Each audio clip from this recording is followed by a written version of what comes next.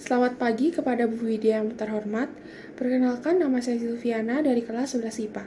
Pada hari ini saya akan mempresentasikan jawaban yang telah saya kerjakan. Soal yang pertama, jelaskan pengertian dari perdagangan internasional. Perdagangan internasional adalah kegiatan jual beli antar suatu negara dengan negara lain, baik barang atau jasa, dan dilakukan melewati batas negara suatu daerah. Yang kedua, faktor pendorong perdagangan internasional. Yang pertama, perbedaan SDA atau sumber daya alam. Suatu negara mempunyai kekayaan alam yang berbeda-beda, sehingga hasil pengelolaan alam yang dinikmati pun juga berbeda. Oleh karena itu, sumber daya alam suatu negara dapat sangat terbatas, sehingga diperlukan kegiatan perdagangan internasional. Yang kedua, perbedaan faktor produksi. Mengakibatkan perbedaan biaya produksi yang dikeluarkan untuk membuat barang atau jasa, maka suatu negara mengimpor barang dari luar negeri karena dianggap lebih murah. Yang ketiga, perbedaan selera. Memungkinkan kita menjual barang dari dalam negeri ke luar negeri. Yang keempat, perbedaan iptek. Negara-negara dengan penguasaan iptek yang tinggi akan memproduksi barang atau jasa yang lebih banyak, berkualitas, dan efisien, serta menghemat biaya dan melakukan spesialisasi terhadap produknya. Yang kelima, memperluas pasaran produk. Adanya kelebihan produk membuat negara untuk dapat menjual kelebihan barang ke luar negeri. Yang keenam, gain from trade, yaitu perdagangan atau pertukaran penduduk secara sukarela atau mempunyai kebebasan untuk memilih untung atau rugi. Kemudian ada faktor penghambat perdagangan internasional. Yang pertama, tidak amannya suatu negara. Tidak stabilnya kondisi politik suatu negara yang akan menyulitkan dalam mengadakan perdagangan internasional. Yang kedua, pembayaran antar negara sulit dan resikonya besar. Apabila terjadi transaksi, maka jumlah yang dibayar sangatlah besar atau tinggi.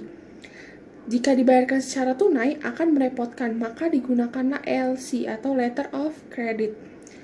Yang ketiga, tidak stabilnya kurs mata uang asing. Membuat eksportir dan importir kesulitan menentukan harga valuta asing yang dapat berdampak pada demand dan supply. Yang keempat, perbedaan mata uang antar negara. Pembayaran akan berkaitan dengan nilai uang itu sendiri. Nilai uang pengekspor akan lebih besar daripada pengimpor, maka akan merugikan pengimpor. Yang kelima, kebijakan ekonomi internasional yang dilakukan oleh pemerintah. Suatu negara dapat menerapkan kebijakan yang mempersulit perdagangan internasional, misal memberikan pembatasan jumlah impor, pungutan biaya ekspor atau impor yang tinggi. Yang keenam, kualitas sumber daya alam yang rendah. Rendahnya kualitas tenaga kerja ini dapat menghambat perdagangan internasional karena hasil produksi atau kualitasnya akan menjadi rendah. Yang ketiga, jelaskan teori hukum merkantilisme. Teori ini muncul pada abad ke-16 berdasarkan pemikiran pengembangan ekonomi nasional. Kebijakan ini memusatkan jumlah ekspor harus melebihi jumlah impor. Dengan mengeluarkan kebijakan pemupukan logam mulia dengan tujuan mempertahankan dan memperkuat negara tersebut, serta politik perdagangan untuk menunjang kelebihan ekspor di atas impor.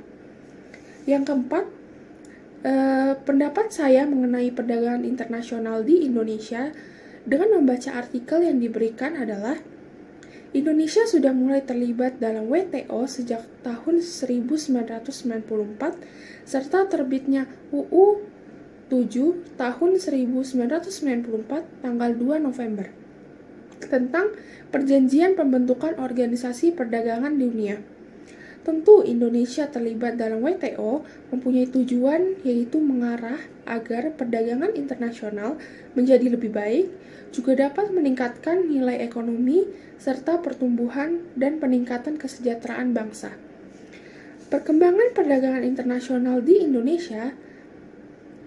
Neraca perdagangan Indonesia di April 2019 2,5 miliar US dollar. Penurunan kinerja ekspor dan impor naik adalah kembali defisit perdagangan lebih dari 2 miliar selama 5 bulan terakhir.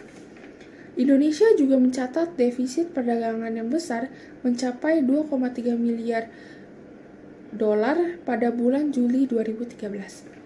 Sekian presentasi saya. Jika ada kesalahan kata mohon dimaafkan. Terima kasih.